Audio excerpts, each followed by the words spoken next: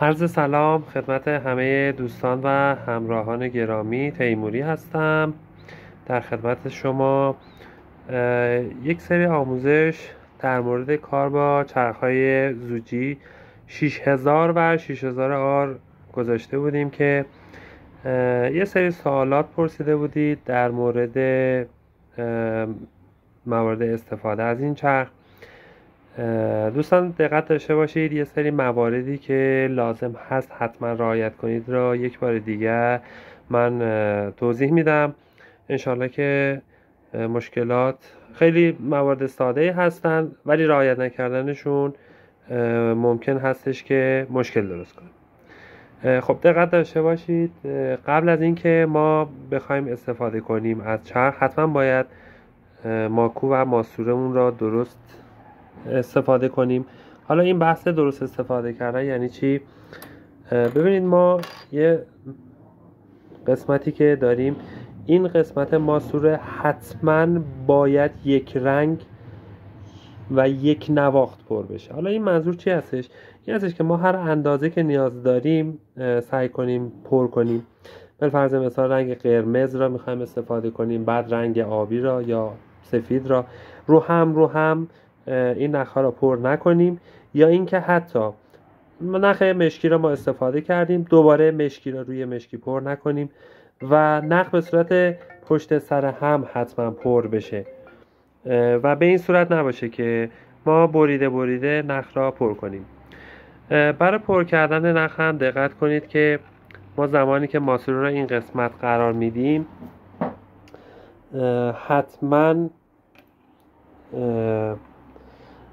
از این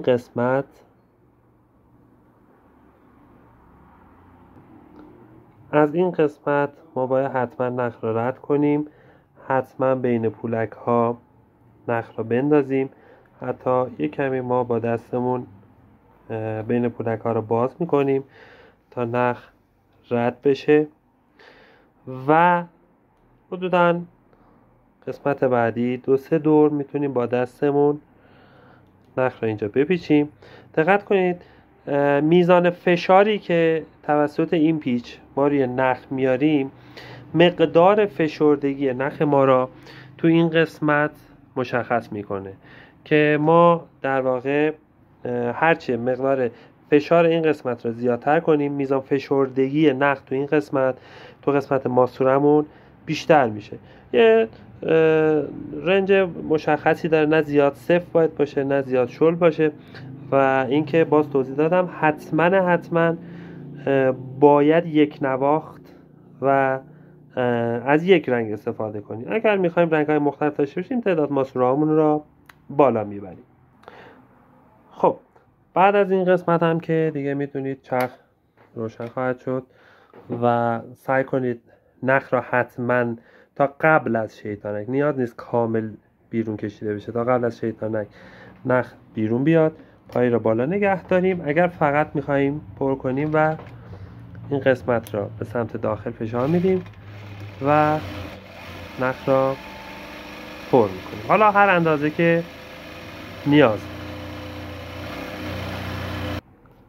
دقت داشته باشید بعد از اینکه حالا من پر کردم به هر اندازه که نیاز داشتیم بعد از تموم شدن میتونیم از این قسمت تیغ استفاده کنیم که نخ همینجا باقی بمونه برای حالا استفاده بعدی و خیلی راحت بتونیم نخ را قطع کنیم.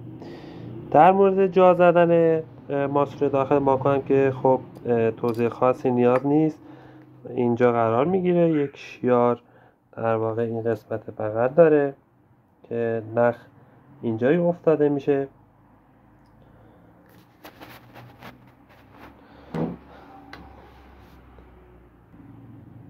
دقت کنید که داخل فنر این قسمت ما نخ را میندازیم. برای جا زدن این قسمت بیرون اومدگی ماکو را در نظر داشته باشید. به همین شکل اگر چرخ اینجا باشه به این صورت جا میخوره، نیاز به باز کردن فنر این قسمت برای جا زدن نداریم. من به همین شکل دستم پشت ماکو میگیرم، داخل میندازم و جا میزنم به همین شکل. حالا نخ کشی بالا هم که توضیح دادیم در ویدیوهای قبلی نخ را انجام میدیم، برمیگردیم. خب دوستان دقت داشته باشید، همیشه حالا مسیر نخکشی به همین شکل هستش. این قسمت را بعضی ها می اندازن جا، بعضی مقام افراد هم این قسمت را نخ نمی کنن. حالا مسیر درسترش این هستش که نخ از این قسمت اول رد نمیشه، بعد از رد شدن از زیر کله اسبی ما توی این قسمت میندازیم. مخصوصا توی چرخ‌های قیچیدار این قسمت حتما باید رعایت بشه.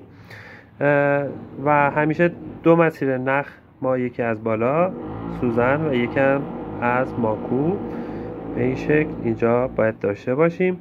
پارچه میره زیر پایه پایین و آماده دوخ هستش.